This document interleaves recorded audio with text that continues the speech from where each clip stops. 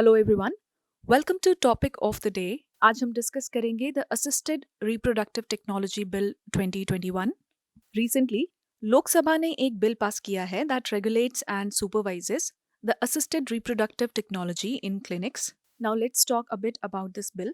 The origin of this bill is from the National Guidelines for Accreditation, Supervision and Regulation of ART Clinics in India, which was drafted by the Indian Council of Medical Research in 2005. इस bill को 2020 में पहली बार लोकसभा में introduce किया गया था। Assisted reproductive technology is used to treat infertility and can handle treatments for both men and women.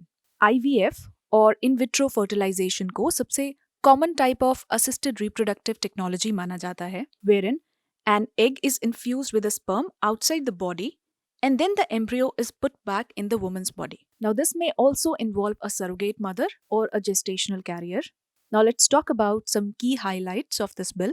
The main aim of this bill is to regulate and supervise assisted reproductive technology in clinics and banks, also to prevent the misuse of technology and to promote ethical practices of the services. Now, who all can avail this? Any woman wishing to donate ovum must be between 23 and 35 years, married, and have at least a child of her own who is 3 years or older. Also, a couple or a single woman can use ART for becoming a parent, but this bill has excluded live-in couples, single men, and the LGBTQ community.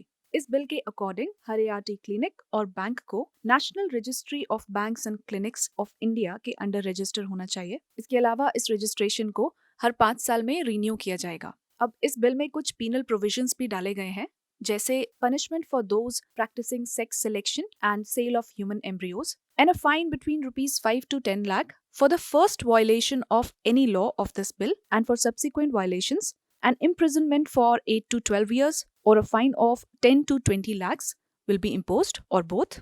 The violation may include sex selection or sale of human embryos, trafficking, advertising or offering sex selective assisted reproductive technology.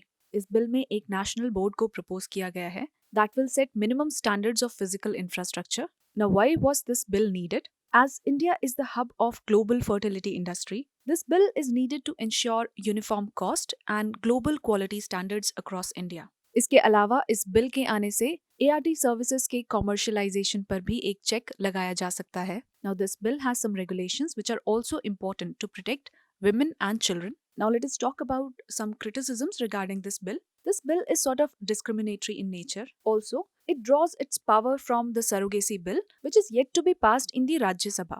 Also, the ART technology involves expensive procedures and also have some side effects and disadvantages which are not clearly mentioned. Now, this bill is silent on the rights of children. Therefore, we can say that it violates the Article 14. Now, what can be the possible way forward to these challenges? The most important is there should be standard operating procedures, and then we have to establish uniform cost throughout. Also, a global standard of services has to be ensured. Now, let us take up a practice question on the topic. With reference to the Assisted Reproductive Technology Bill 2021, consider the following statements. First, a woman above the age of 18 can avail the ART services. Second, pre-implantation genetic testing is made mandatory. Third, it allows LGBTQ couples to become parents. You have to choose the correct statements. You can write your answers in the comment section.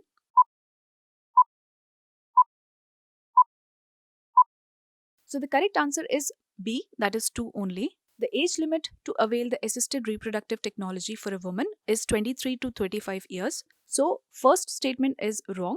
Also, it doesn't allow the LGBTQ couples to become parents. Therefore, the statement third is also wrong. So this was all for today's topic. For more such videos, do stay tuned to the Next IAS YouTube channel.